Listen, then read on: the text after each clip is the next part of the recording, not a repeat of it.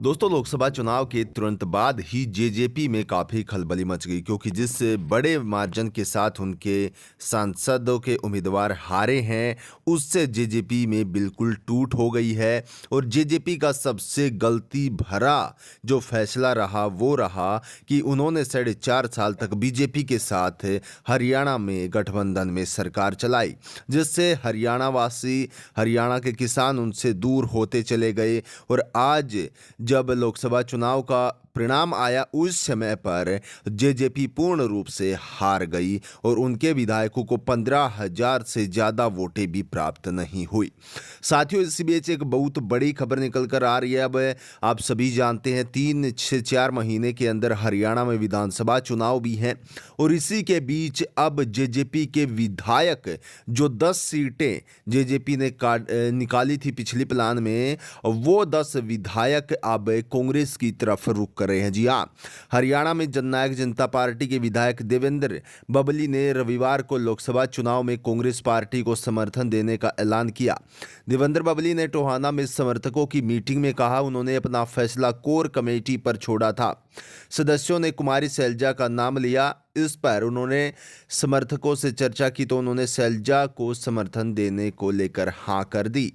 Core committee के member Montu Arora ने कहा कि कमेटी ने कई दिन पर इस पर चर्चा की।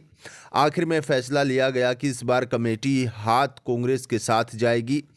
कारण यह रहा कि 2019 में जब अशोक तंवर कांग्रेस में थे तो बबली की टोहाना से टिकट के लिए वह समर्थकों संग दिल्ली गए थे। जब बबली की टिकट की बात करने की बात आई तो तंवर वहां से चले गए। उसके बाद वहां कहा गया कि बबली के गुंडे आए हुए हैं, वहां उनके बारे में गलत बातें चलाई गई। देवेंद्र बबली ने वर्ष 2019 में हुए विधानसभा चुनाव में टोहाना विधानसभा से कांग्रेस की टिकट न मिलने के बाद जजपा की टिकट पर चुनाव लड़ा था। उस दौरान 1 लाख से भी ज्यादा वोट पाकर उन्होंने तत्कालीन भाजपा प्रदेशाध्यक्ष सुभाष बराला को करारी शिकस्त दी थी। बाद में जजपा कांटे से उन्हें दिसंबर 2021 में विकास एवं पंचायत मंत्री बनाया गया था। और दोस्तों, इसी बीच अब लगातार कयास लगाए जा रहे हैं कि जेजेपी की मुश्किलें और भी खराब होने वाली हैं।